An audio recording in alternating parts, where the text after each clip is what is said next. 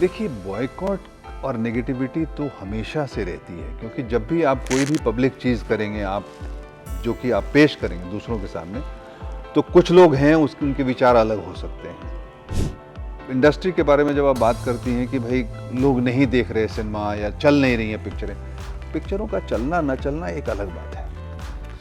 पहले अपनी ईमानदारी से कंटेंट तो प्रोड्यूस करो। फिल्में तो बनेंगी सब्जेक्ट से, फिल्में बनेंगी कंटेंट से, उस पर इन्वेस्ट करो, उस पर टाइम लगाओ कि बेहतरीन चीज़ें हों।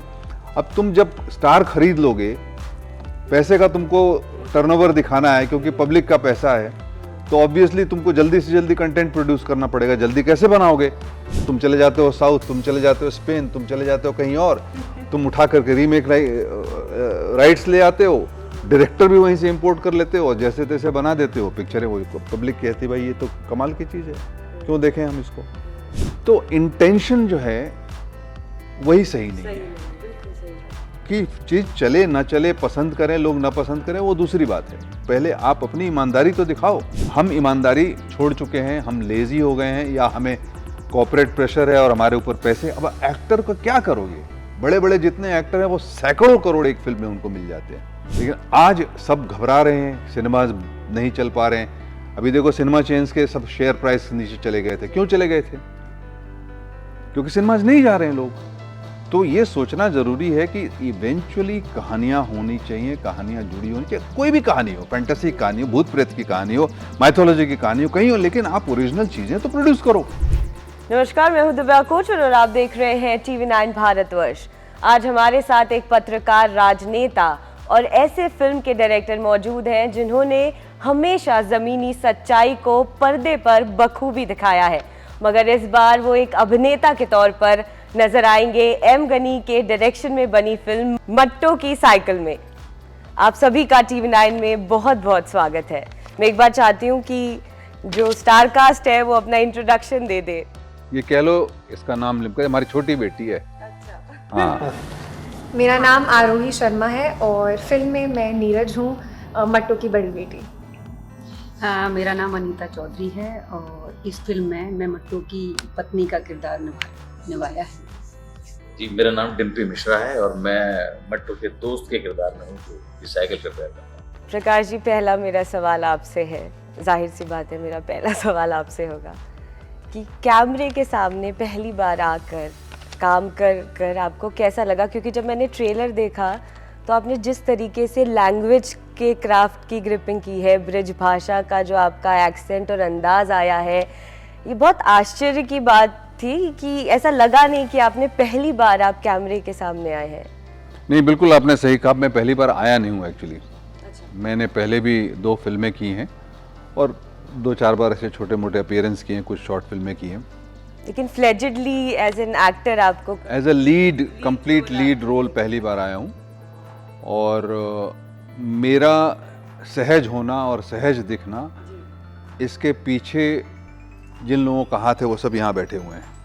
ये डायरेक्टर से लेकर के ये सारे एक्टर जो आपको देख रहे हैं, बहुत खतरनाक एक्टर लोग हैं ये लोग। इन लोगों ने मेरा काम सहज कर दिया, क्योंकि मैं इनसे सीखता रहा, इनके बीच में समय थोड़ा बिताया, इनसे बातचीत करता रहा। फिर धीरे धीरे हमारे डायरेक्टर साहब ने उन लोगों से मेरी वाकफियत कराई जिनके बीच में मुझे काम करना था। और थोड़ा वक्त लगा, 5-6 महीने का वक्त लगा। 3-4 बार मथुरा गया, उनके साथ बैठा काम तलाश कर रहा था मैं, सड़क किनारे रोज सुबह बैठ के। तो वो प्रोसेस जो था वो था फिज़िकल प्रोसेस था। मेंटली अपने आप को बहुत सारी चीज़ होती हैं हम अपने जीवन में बहुत सारे बैगेज आ जाते हैं, मेंटल बैगेज आ जाते हैं, सोच के बैगेज आ जाते हैं, उनको कैसे उतारना है वो एक प्रोसेस है। अभी इस छोटे से इंटरव्यू में उसकी बात नहीं हो सकती, लेकिन हाँ, मुझे अच्छा लगा कि धीरे धीरे होते होते मट्टो मुझे मिल गए। और मिल गए तो फिर उसको पकड़ के रखना और ध्यान से उस पर काम करना अच्छा लगा। जी, जब ये फिल्म भूषण फिल्म फेस्टिवल में जब इसका प्रीव्यू था तो उस वक्त आपको लगा था कि ये एक ह्यूज रिकॉग्निशन की तरफ जाएगी? देखिए, अपने मन में विश्वास रख के हम बनाते हैं, हम काम करते हैं। रिकॉग्निशन मिल जाती है तो अच्छा लगता है, प्रोत्साहन मिलता है। लेकिन पहले से सोच करके कि इसको रिकग्निशन मिल जाएगी, मिलनी चाहिए, वो कभी रहता नहीं है, वो ऐसी आशा रहती नहीं है। शायद शुरुआती समय में रहती होगी, अभी तो मैं अपने ही लोगों से कहता रहता हूँ, देखो ईमानदारी के साथ अपना काम कर लो, कहीं कोई त्रुटि ना रह जाए और उसके बाद रोटी खा के सो जाओ, कोई दिक्कत नहीं है। मैं आपसे जानना चाहती हूँ कि इस कहानी का इंस्पिरेशन कहाँ से आया, और जब इंस्पिरेशन आया तो प्रकाश जी को पर्दे पे उतारने के पीछे क्या कारण? क्या षड्यंत्र था? तो जहाँ तक इस फिल्म की इंस्पिरेशन की बात है तो वो ऐसा नहीं कि अचानक कहीं कोई टकरा गया और मुझे लगा कि अरे ये पिक्चर बननी चाहिए, ऐसा नहीं है। मैं उस जहाँ की ये कहानी है, जिन लोगों की ये कहानी है, आधे से ज़्यादा भारत की ये कहानी है, मैं काफ़ी वक्त तक उन लोगों के बीच में रहा हूँ, उनमें से उनका हिस्सा रहा हूँ। तो ये तो था कि कहानियाँ भी बहुत थी उनकी, है ना, क्योंकि हर जगह कहानियाँ हैं और असली कहानियाँ हैं। तो बस ये था कि वो कब ऐसा मौका आया, तो वो मौका 2015 में मुझे 2-3 दिन का टाइम मिला हॉस्पिटल में, और वो कहानी मैंने बस लिखना शुरू किया। फिर कैरेक्टर हाजिर होना शुरू हुए और वो कैरेक्टर जो थे असली रूप में आने लगे। तो फिर मट्टू आया, फिर मट्टू का दोस्त आया, मट्टू की पत्नी आई, फिर उनकी बीमारियां आई, उनके सुख आए, उनकी बेटी आई, बेटी का प्यार आया, छोटी बेटी आई तो सारी चीज़ें ऐसे आती गई। अब यहाँ तक की जो यात्रा थी जहाँ साहब के पास तक पहुँचने की, वो शुरू वहाँ से हुई नहीं थी पिक्चर। मतलब हम जब बनाने जा रहे थे तो कुछ और करना चाहते थे, लेकिन वो कुछ और के रास्ते में वहाँ जाने की जो वजह बनी, ऐसा नहीं कि प्रकाश झा इस फिल्म को प्रोड्यूस करेंगे या वो इस पिक्चर के तो बैठे ही होंगे, ऐसा नहीं था। वो पिक्चर जब मैं सोचता था तो, और एक कैरेक्टर उससे बहुत, एक तो उनकी शक्ल जो थी ना उससे मैच करती थी। मैं कई बार ये बात बोली है, हाँ कई बार बोली है ये, लेकिन वो सोचना ऐसा है ना, कई बार आप सोच लेते हो कि मैं प्रधानमंत्री बनूंगा, लेकिन बनते नहीं है ना आप, ऐसा होता है तो वैसा, तो ये था कि जब ये फिल्म की प्रक्रिया है और थोड़ी मुंबई की तरफ रुख किया इसने, तो एक वक्त ऐसा आया कि मेरा एक दोस्त इनके एडिटर हैं जो, उनके साथ काम कर रहा था, और वो मेरा दोस्त जो अब इस पिक्चर का एडिटर भी है, वो कामेश। तो उससे मेरी बात हुई, मैंने यार तू एक काम कर, कैसे भी करके झा साहब को ये स्क्रिप्ट पढ़वा दे। और चूंकि ये एक्टिंग का मुझे इनका ये अंदाज़ा लग गया था कि एक्टिंग ये करने लगे हैं, तो कर, पक्का नहीं था करेंगे, पर तू पढ़वा के देख ले, हो सकता है 1% कि वो तैयार, उन्हें अच्छी लग जाए, है ना, तैयार होना बाद की बात है। तो कैसे भी करके ये षड्यंत्र तो किया मैंने और फिर वो स्क्रिप्ट भेजी गई इनके पास, ऐसे ये प्रोसेस रहा है। उसके बाद इन्होंने वो स्क्रिप्ट, तो आपने जब स्क्रिप्ट पढ़ी तो पढ़ते ही आपको कहानी पसंद आ गई और आपने ठान लिया कि मुझे ये करना है? नहीं, मुझे ये पता नहीं था कि प्रस्ताव मुझे एक्टिंग करने का मिलने वाला है। अच्छा। मुझे सिर्फ स्क्रिप्ट पढ़ने को कहा गया था। मैंने पढ़ा, पढ़ने के साथ ही मुझे स्क्रिप्ट बहुत अच्छी लगी, क्योंकि स्क्रिप्ट में वो सारी बातें थी, बहुत सिंपल सी कहानी थी, और सिंपल सी कहानी में जो लेयर्स थे, जो परतें थी, वो बहुत सारी बातें कह देती थी। तो मुझे अच्छी लगती हैं ऐसी चीज़ें। और पढ़ने के बाद इमीडिएटली मैंने कहा कि भाई बात कराओ इनसे कि इन्होंने लिखी है। तो पहले फ़ोन पे हमारी बातचीत हुई और उसके बाद समझा मैंने, तो इन्होंने कहा कि मैं चाहता हूँ कि आप इसमें एक्टिंग करें। तो मैं थोड़ा सा सक पकाया था, क्योंकि ये जो मट्टू का कैरेक्टर था वो पढ़ते वक्त ऐसा नहीं लगा कि मेरी जैसी पर्सनैलिटी उसमें फिट हो सकती है। तो फिर हम मिले। मिलने के बाद में मैंने इनसे पूछा कि भाई कैसे आपको लगा कि मैं ये कर सकता हूँ। तो इन्होंने एक जो बात कही, वो बात मुझे समझ में आ गई। इन्होंने कहा कि जिस तरह का माहौल है, जिस तरह का चरित्र है, जिस तरह की चीज़ें हैं, जिस तरह की बात कहनी है, वो आपकी फिल्मों से और आपके काम से और आपको मैंने जो ऑब्ज़र्व किया है उसके हिसाब से लगता है कि आप वो समझते हैं। और बहुत ज़रूरी है कि जो मट्टू को समझता हो वही ये करे। तो मुझे समझ में आई वो बात। और एज एन एक्टर तो चैलेंजिंग रहता है, हर रोल चैलेंजिंग रहता है। तो धीरे धीरे मुझे विश्वास होने लगा, क्योंकि इनका विज़न जो था, जिस तरह से कहानी इन्होंने गढ़ी थी, जिस तरह से करना चाहते थे, जिस जगह करना चाहते थे, वो सारी बातें सही लगी। तो विश्वास जब जम गया तो फिर हम उस प्रोसेस में जुटे। इनको फिर हमारे एग्जीक्यूटिव प्रोड्यूसर हैं सुधीर भाई मिश्रा जी, वो भी मिल गए। फिर एक और भी सज्जन मिल गए जिन्होंने कहा कि हम भी पैसे लगा देंगे। तो ऐसे करके जुटा, और मैं तो ध्यान सिर्फ अपने एक्टिंग पे दे रहा था कि कैसे वो मट्टू मिल जाए मुझे कि इज्जत बच जाए। ट्रेलर में आपकी बेटियों के साथ आपका बहुत ही अलग कनेक्शन देखने को मिला है, तो मैं इनसे जानना चाहूँगी कि कैसा एक्सपीरियंस रहा है प्रकाश जी के साथ काम करने का, और काम करने के वक्त और ऐसा क्या था, क्योंकि आप लोग खुद सब थिएटर से आते हैं, फाइन एक्टर्स हैं, लेकिन वो एक इनके साथ काम करना क्या एक और एड ऑन कर गया आपके एक्टिंग स्किल्स में? I think everybody knows that he's a great director, but he himself carries a film school when he goes to set. Like, you can't take the director out of it. Is it? Yeah, you can't.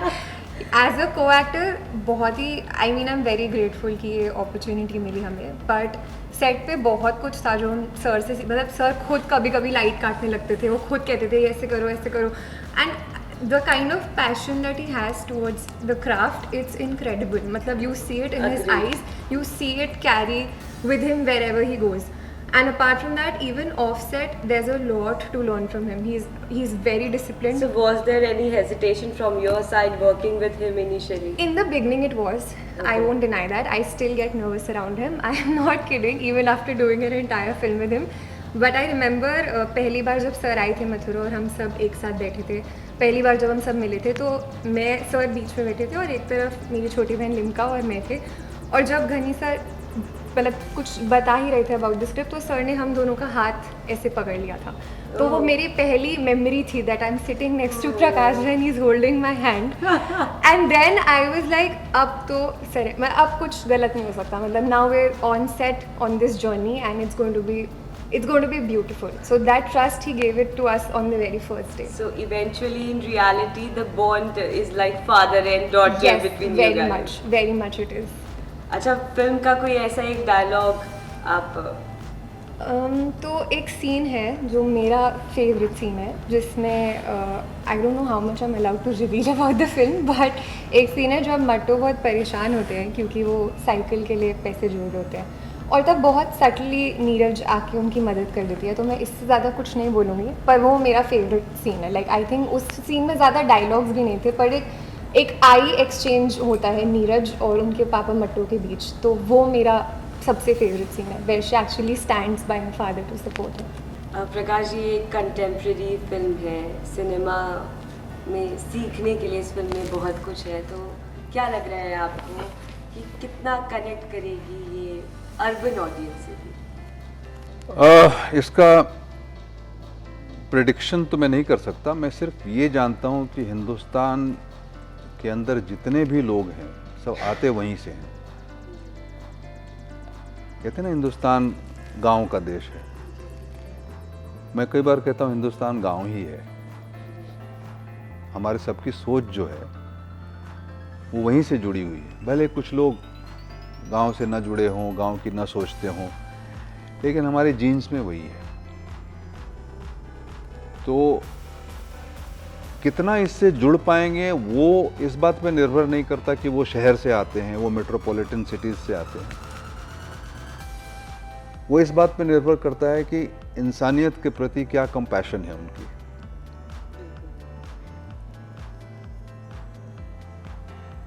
क्योंकि विकास का एक ये भी problem होता है कि हम बढ़ते आगे चले जाते हैं और पीछे का हम देखना भूल जाते हैं, समझना भूल जाते हैं, आसपास क्या हो रहा है वो से भूल जाते हैं. जैसे अभी गनी साहब ने थोड़ी देर पहले कहा कि आधे हिंदुस्तान की कहानी है, तो वो हर आदमी जो हमारी ज़िंदगी के साथ जुड़ा हुआ है, चाहे वो हमारा घर साफ़ करता हो, चाहे हमारे वो सीढ़ियाँ साफ़ करता हो, या बिल्डिंग देखता हो, या सिक्योरिटी संभालता हो, या ऑटो रिक्शा चलाता हो, या शहर के कोने में ठेला लगा के धनिया बेचता हो, वो हर आदमी हमारी ज़िंदगी का हिस्सा है. क्योंकि वही बनाता है, वही घर बनाता है, सड़कें बनाता है, पुल बनाता है, फ्लाईओवर बनाता है और देश का निर्माण करता है. लेकिन हमारा रिश्ता उसके साथ खाली ये रह जाता है कि हम उसको पैसे देते हैं, उसकी सर्विस लेते हैं. अभी हाल ही में हमने देखा कि तमाम मूवी जो है वो अच्छे से नहीं चली है, बॉयकॉट का एक ट्रेंड चल रहा है, तो पिक्चर ना चलने की वजह क्या एक्टर्स है, राइटिंग है या कंटेंट है? क्या ऐसी वजह है जिस वजह से पिक्चर नहीं चल रही है, या ये जो बॉयकॉट का ट्रेंड है ये एक इसके पीछे की वजह है कि जब बॉयकॉट किसी का होने लगता है तो कहीं ना कहीं वो आपके दिमाग में स्ट्राइक करता है कि यार ये ठीक नहीं है, बिना कंटेंट को जानने से पहले या देखने से पहले आप एक थॉट बना लेते हैं कि इस पिक्चर का बॉयकॉट हो रहा है तो इसे ना देखें? देखिए, बॉयकॉट और नेगेटिविटी तो हमेशा से रहती है, क्योंकि जब भी आप कोई भी पब्लिक चीज़ करेंगे, आप जो कि आप पेश करेंगे दूसरों के सामने, तो कुछ लोग हैं उनके विचार अलग हो सकते हैं। मैंने तो हमेशा अपनी फिल्मों में झेला है। आरक्षण पिक्चर रिलीज होने के पहले बैन हो गई, राजनीति में अलग हंगामा हुआ, गंगा जल में अलग से तरह से, तो ये चीज़ें चलती रहती हैं। आश्रम जो मैंने अभी वेब सीरीज बनाई थी, उसकी कितनी नेगेटिविटी थी, बट कोई देखने से रोक नहीं पाया उसको। वो एक अलग चीज़ होती है जिसमें कि इंडस्ट्री के बारे में जब आप बात करती हैं कि भाई लोग नहीं देख रहे सिनेमा या चल नहीं रही हैं पिक्चरें, पिक्चरों का चलना न चलना एक अलग बात है। पहले अपनी ईमानदारी से कंटेंट तो प्रोड्यूस करो। तो जब से ये मुझे देखने मेरी समझ ये आया कि जब से ये कॉरपोरेट्स और जब से ये OTTs और जब से ये सैटेलाइट और जब से ये इस तरह की चीज़ें शुरू हुई हैं कि जब फंड लेकर के और पैसे लेकर के और टर्नओवर की बात होती है जी, बहुत कमर्शियल हो गया है सब कुछ। तो कमर्शियल होने में हर्ज नहीं है, बट कमर्शियल होने के बाद सबसे कहाँ से फिल्में तो बनेंगी सब्जेक्ट से, फिल्में बनेंगी कंटेंट से, उस पर इन्वेस्ट करो, उस पर टाइम लगाओ कि बेहतरीन चीज़ें हों। अब तुम जब स्टार खरीद लोगे, पैसे का तुमको टर्नओवर दिखाना है क्योंकि पब्लिक का पैसा है, तो ऑब्वियसली तुमको जल्दी से जल्दी कंटेंट प्रोड्यूस करना पड़ेगा। जल्दी कैसे बनाओगे? तुम चले जाते हो साउथ, तुम चले जाते हो स्पेन, तुम चले जाते हो कहीं और, तुम उठा करके रीमेक राइट्स ले आते हो, डायरेक्टर भी वहीं से इंपोर्ट कर लेते हो और जैसे तैसे बना देते हो पिक्चरें। वो पब्लिक कहती भाई ये तो कमाल की चीज़ है, क्यों देखें हम इसको। तो इंटेंशन जो है वही सही नहीं है। बिल्कुल सही बात। तो इस वजह से मैं देखने के बाद में जब मुझसे सवाल करते हैं लोग, तो मुझे ऐसा लगता है कि भाई आपकी चीज़ चले ना चले, पसंद करें लोग ना पसंद करें, वो दूसरी बात है। पहले आप अपनी ईमानदारी तो दिखाओ। बिल्कुल सही बात। हम ईमानदारी छोड़ चुके हैं, हम लेजी हो गए हैं, या हमें कॉर्पोरेट प्रेशर है और हमारे ऊपर पैसे। अब एक्टर को क्या करोगे? बड़े बड़े जितने एक्टर हैं वो सैकड़ों करोड़ एक फिल्म में उनको मिल जाते हैं। हम नहीं देते, कॉर्पोरेट दे रहे हैं, तो ऑब्वियसली वो गुलाम हो जाते हैं उसके, और उस गुलामी में जो सामने परोस के आता है उसको काम करते हैं, वो चलती नहीं है। अब वो एक्टर्स ऐसे हैं कि पिक्चर चले ना चले कोई फर्क नहीं पड़ता उनको। लेकिन आज सब घबरा रहे हैं, सिनेमाज नहीं चल पा रहे हैं। अभी देखो सिनेमा चेन्स के सब शेयर प्राइस नीचे चले गए थे। क्यों चले गए थे? क्योंकि सिनेमाज नहीं जा रहे हैं लोग। तो ये सोचना जरूरी है कि इवेंचुअली कहानियां होनी चाहिए, कहानियां जुड़ी होनी चाहिए। कोई भी कहानी हो, फैंटेसी कहानी हो, भूत प्रेत की कहानी हो, माइथोलॉजी की कहानी हो, कहीं हो, लेकिन आप ओरिजिनल चीजें तो प्रोड्यूस करो। तो जो कंटेंट देखने वाले लोग हैं, आप किसी OTT में जाओगे ना, 4 लेयर में खड़े हो गए हैं एग्जीक्यूटिव सब। कोई IT पढ़ा हुआ, कोई मैनेजमेंट पढ़ा हुआ, कोई कहीं और पढ़ा हुआ, जिनको समझ नहीं है कहानियों की। मैं भी OTT कर रहा हूँ, किसी OTT के साथ बातचीत चल रही, मैंने सिर्फ कहा कि जिस कहानी पे हमसे आप बात कर रहे हो बनाने के लिए, मेरी लिखी हुई, उसके बाद कौन उसके ऊपर कमेंट करेगा, और जो कमेंट करेगा वो उसके साथ हमारी मीटिंग कराओ। हम बैठे हैं, देखें तो सही भाई तुम क्या पढ़े हो, हम क्या पढ़े हैं, हम किस तरह की बात कर रहे हैं, हम उसी पेज पर हैं कि नहीं है। तो किसी दिन कोई और आ जाता था, किसी दिन कोई और आ जाता था। हमें इनके कमेंट्स और इनके रिमार्क्स को हम सीधा करते करते तो हम ही खत्म हो जाएंगे, कुछ समझ भी नहीं आता क्या करें। तो our basic problem is that we are not developing good content, we are not investing time on good content. Because कोई भी कहानी जो है, अच्छी कहानी रातों रात नहीं पूरी हो जाती है। रीमेक राइट जरूर मिल जाएगी रातों रात, लेकिन नई कहानी नहीं बनेगी। तो पिक्चरें ना चलने की जो मेन वजह है वो है उसका कंटेंट, सब्जेक्ट। जब तक लोगों से कनेक्टिविटी नहीं होगी उसके कोई मायने नहीं। ऐसे विषय हो, ऐसी कहानी हो जिसमें पहले खुद को विश्वास हो, तुम्हें खुद में विश्वास नहीं है, तुम रीमेक राइट लेके आ रहे हो। तो मेरा सवाल ये है कि देश में जिस तरीके की परिस्थिति है या जिस तरीके की बातें होती हैं, जहाँ आश्रम इतनी सुपरहिट सीरीज़, मैंने किसी भी दूसरे इंसान से वो नहीं सुना कि ये सीरीज़ उन्हें पसंद नहीं आई, लेकिन उसके बाद भी बहुत ज़्यादा ऑडियंस ने उसे ट्रोल किया, उसके बारे में बातें। सर्टेन सेक्शन ऑफ इंटरेस्टेड लोग थे, वो उसके खिलाफ बात करते थे, और अच्छी बात है। नेगेटिविटी होना, किसी का उसके खिलाफ बात करना, कोई इसमें बुरी बात नहीं है, क्योंकि जब हम बनाते हैं चीज़ें तो हमेशा पब्लिक के सामने पेश करते हैं। और मैं हमेशा कहा है कि कुछ लोग नेगेटिव बात करेंगे, कोई बात नहीं है, हमेशा से ऐसा होता रहा। मैंने फिल्में बनाई है, नारेबाजी की है लोगों ने, मेरे पुतले जलाए, मेरे शीशे तोड़े हैं ऑफिस के, ठीक है जी। तो कहीं ना कहीं मन में ये सवाल आता है कि जहाँ आप एक फिनोमिनल पिक्चर लेकर आ रहे हैं इतनी कनेक्टिंग लोगों से, और इस तरीके के कोई ट्रोल या किसी चीज़ से वो एक डर रहता है कि यार मेरी इतनी अच्छी पिक्चर में उसकी कोई नेगेटिव इमेज पोर्ट्रे ना हो। कोचर जी, उसको इतना बड़ा कौन बनाता है? वही लोग बनाते हैं ना। तो कुछ लोग ट्रोल करेंगे, कुछ लोग आपकी पिक्चर को बड़ा बनाएंगे, तो अच्छा है। मैं उनकी परवाह करूँ ना, जो अच्छा बनाए उसको, जो ट्रोल करें उनकी परवाह क्यों? बिल्कुल सही बात है। और आपने ये कह दिया है कि अच्छा अगर कंटेंट होगा, सब्जेक्ट होगा, तो फिर डर जो है वो ऑटोमेटिकली आपका कम हो जाना चाहिए। नहीं, हमें डर नहीं लगता। हमें डर इस वजह से नहीं लगता कि हानि जो है वो सब्जेक्ट की क्या होगी। सब्जेक्ट अच्छा होगा, सब्जेक्ट पैलेटेबल होगा, सब्जेक्ट बात करेगा, क्योंकि विषय बात करता है ना। जब आश्रम रिलीज हो जाती है तो प्रकाश झा को नहीं देखते लोग, आश्रम को देखते हैं।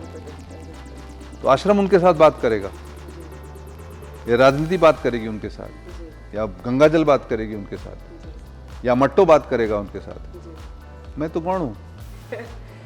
बस इसी एक्सेंट से एक डायलॉग अगर फिल्म का आप ऑडियंस को सुना दें, और मैं तमाम स्टार कास्ट से ये रिक्वेस्ट करती हूँ कि एक एक अपना जो भी किरदार का डायलॉग है फेवरेट, वो ऑडियंस को आप।